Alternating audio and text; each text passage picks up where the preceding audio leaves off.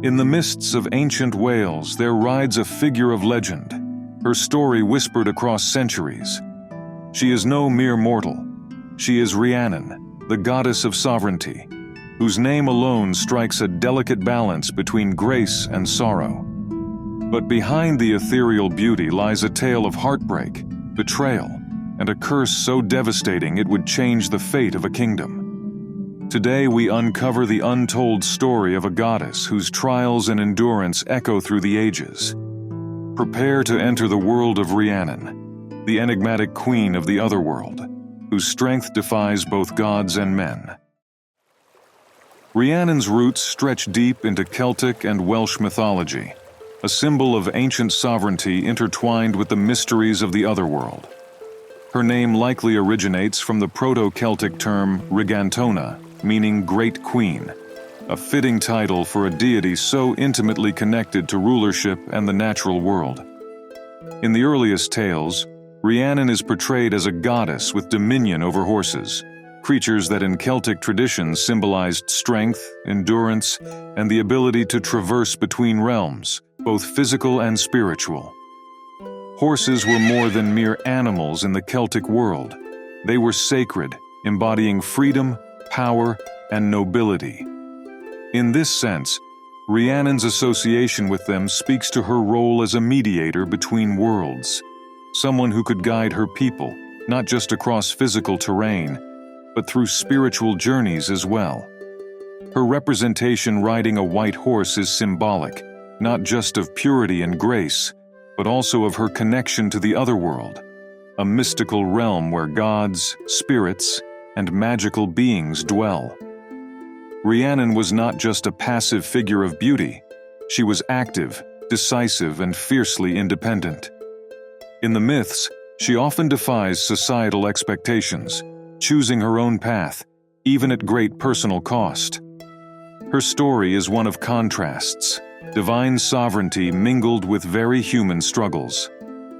One of the earliest and most famous tales involving Rhiannon is her encounter with Pwyll, the Prince of Dyfed, found in the first branch of the Mabinogi. The story begins with a chase, one that is both literal and symbolic. Pwyll, while hunting, comes across a vision of otherworldly beauty, a woman riding a white horse, moving at an impossible pace. Though Pwyll tries to pursue her, no matter how fast he rides, he cannot catch up. On the third day, realizing that no ordinary effort will succeed, Pwyll calls out to her, asking her to stop. And stop she does. This marks Rhiannon's first act of autonomy in the story, as she reveals that she has not been fleeing from him, rather, she has been seeking him out. Her words speak of destiny, but also of choice. She tells Pwyll that though she has been promised to another man, she desires him instead. The union between Rhiannon and Pwyll is not just one of romance, but of political and spiritual significance. Their marriage brings with it a symbolic merging of the mortal and divine realms. Rhiannon, as a goddess of sovereignty, represents the land itself, while Pwyll, as a prince, embodies the human governance over that land. Their relationship is one of balance, reflecting the Celtic ideal of kingship, where a ruler must not only protect, but be in harmony with the land and its people. Rhiannon's story, however, takes a dark turn shortly after the birth of her son. Her trials begin with a devastating loss. On the night of her child's birth, the infant mysteriously disappears. This tragic event sets into motion one of the most heartbreaking aspects of Rhiannon's tale, a story of false accusation and public humiliation. In her grief, Rhiannon is blamed for the disappearance of her child. Her handmaidens, unable to explain the mysterious events, accuse her of killing her own son. The people of Dyfed, fueled by fear and superstition, quickly turn against her. Rhiannon, who had once been seen as a divine queen, is now viewed as a monstrous figure, a mother accused of the ultimate betrayal. For her supposed crime, Rhiannon is sentenced to a cruel and humiliating punishment. She is forced to stand outside the castle gates, confessing to each passerby that she had killed her own child and offering to carry them on her back like a horse. This punishment lasts for 7 long years, a time marked by public shame and personal anguish. Throughout it all, Rhiannon maintains her dignity, embodying patience and endurance in the face of overwhelming injustice. Rhiannon's long ordeal finally comes to an end when the truth is revealed.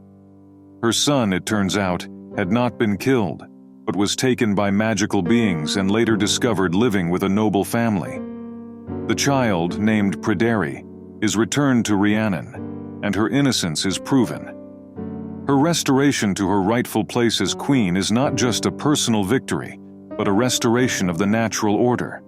In Pryderi's return, we see the themes of loss and renewal that are so prevalent in Celtic mythology. Rhiannon's journey from divine goddess to wronged woman and back again reflects the cyclical nature of life itself, where suffering is followed by redemption and darkness gives way to light.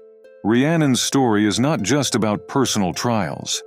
It is also about the broader themes of sovereignty and kingship.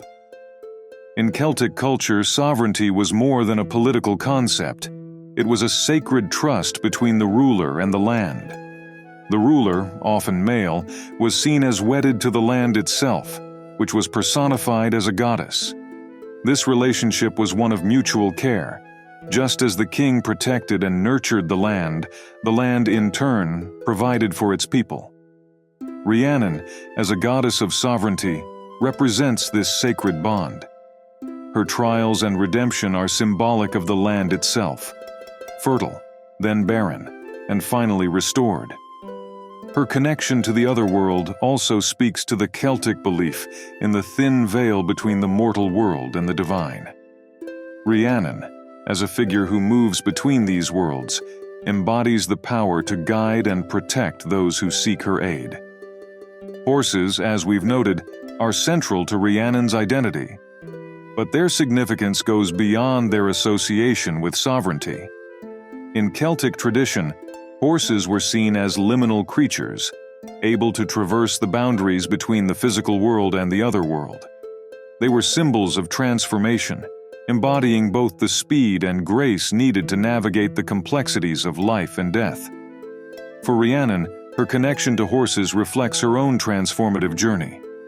Throughout her trials, she is forced to take on the role of the horse, carrying others as a beast of burden. Yet through this process, she retains her grace and dignity, ultimately emerging stronger and wiser. This transformation, from queen to accused criminal to redeemed goddess, mirrors the cycle of life itself, where suffering leads to growth and renewal. Rhiannon's influence stretches far beyond the pages of the Mabinogi. Over the centuries, she has become a symbol of feminine strength, independence, and resilience. Her story, with its themes of loss, endurance, and redemption, resonates with those who have faced their own trials and emerged stronger on the other side. In modern times, Rhiannon has been embraced by Neo-Pagan and Wiccan traditions as a goddess of fertility, sovereignty, and the cycles of life. Her connection to the land and the natural world makes her a powerful figure for those who seek to live in harmony with nature. In art, literature, and popular culture, she continues to inspire. Perhaps the most famous modern reference to Rhiannon is in the song Rhiannon by Fleetwood Mac, where her mystical and ethereal qualities are evoked.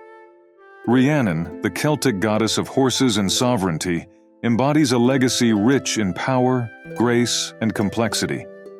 Her journey through the realms of myth is one of stark contrasts, where divinity and vulnerability, rulership and sacrifice weave together a tale of resilience. Through her trials, she shows us the strength to endure, the grace to rise above injustice, and the timeless lesson that, even in the face of great suffering and redemption, justice will prevail. As we reflect on her story, Rhiannon stands as a symbol of enduring strength, reminding us that true power lies not only in sovereignty, but in the heart's ability to persevere.